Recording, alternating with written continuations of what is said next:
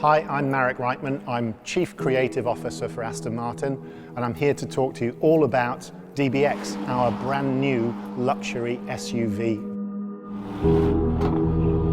The proportion is as much to do with the visual language as it is to do with the driving dynamics. So if we look at the front of DBX, you'll notice a very short front overhang because we've pushed the engine as far back as we could to almost create a front mid-engine layout, and that emphasizes the Aston Martin grille. This is probably the biggest Aston Martin grille we've ever developed because as the first SUV, we really wanted to show that it's an Aston Martin with a very, very typical form language to the grille. You'll notice the inflection, the Aston Martin feeling, the wrap of the grille, real aluminium extruded sections for the grille, so it's metal to touch, beautifully crafted. Again, we look at the badge, made by Vortons, enameled. You can also get this badge in a carbon fiber or an all black finish, but it's made as a piece of jewelry, handmade in the jewelry district. And lower down in the car, you'll see this carbon fiber splitter, which starts to take the air under the car and feeding some of the cooling for brakes and obviously radiator through the grille as well. We don't want built-up air pressure gathering at the front of the car, but we do need a hard cut-off point to ease the airflow down the side of the car. Here we have the daylight running light, and on the inside of the light is an air intake that relieves the high-pressure air built up and feeds it into the wheel arch and dissipates the air, so you're not getting that high-pressure build-up. You start to see a very typical Aston Martin feeling and shape to the headlamp. It has a character. All Aston Martins have a character. If we come down to the side of the car, you'll see it's got a traditional Aston Martin side strake, really telling you this is an Aston Martin. From every aspect, from the front, from the side, from the rear of the car, you'll see Aston Martin in its DNA. Diamond turned wheels and a 22-inch wheel with a black inner really emphasize, again, the precision nature of all the componentry that sit on DBX. Air out from the front wheel arch in terms of lift comes through this feature here, so we're taking that high pressure air away from the front wheel arch, giving again more stability for Matt and his team to make this car drive and ride incredibly well. If we come down to the lower area, you're looking for better airflow along the side, so it exits cleanly and you have much better aero count. We're also using the golden proportion, that 1/3 to 2/3 relationship. We're putting the car in shadow here so that your mind is really reading the upper part of the car in relation to the glass house, so you get that proportional relationship.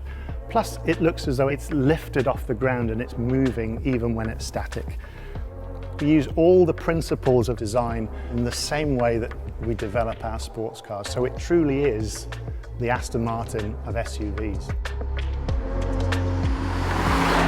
And as we come to the back of the DBX, it's really important to look at the aerodynamics that form the functionality and part of the design language at the back of the car, because the aerodynamics is integrated within the body form. You'll see the very, very typical Aston Martin flick and inflection, which reflects the grille shape at the front. So important because this ducktail actually provides several counts of downforce to keep the back of DBX very, very stable. And also uniquely, you'll notice no rear wiper because a lot of the cleaning of the windscreen is done by this unique spoiler system that has a separated air function. So air attached to the screen, cleaning, and obviously air over the top of the spoiler, which helps again in counts of downforce to keep this car agile and perfectly poised on the road. Keeping the rear overhang short, obviously reducing the masses at the back of the car, both visually and through the weight at the back of the car as well, giving that very, very agile feel. But what it helps us to do is cut off the visual length of the car, so you get the appearance of something very, very sporting, and the muscularity around the rear arch as though the wheels are pushing their way through the body, all defined by that beautiful crease that goes from front to back of the car. And then obviously as we've come lower down the back of the car, all the way down to the rear diffused area, the rear diffuser, which is really important for aerodynamic functionality. And you see these carbon fiber vanes that help exit the air, but also keep the air in control. So Matt Becker and his team have every possibility to get this car to be as stable as it possibly can at speeds on the road. And of course, practicality in that boot volume, 632 litres.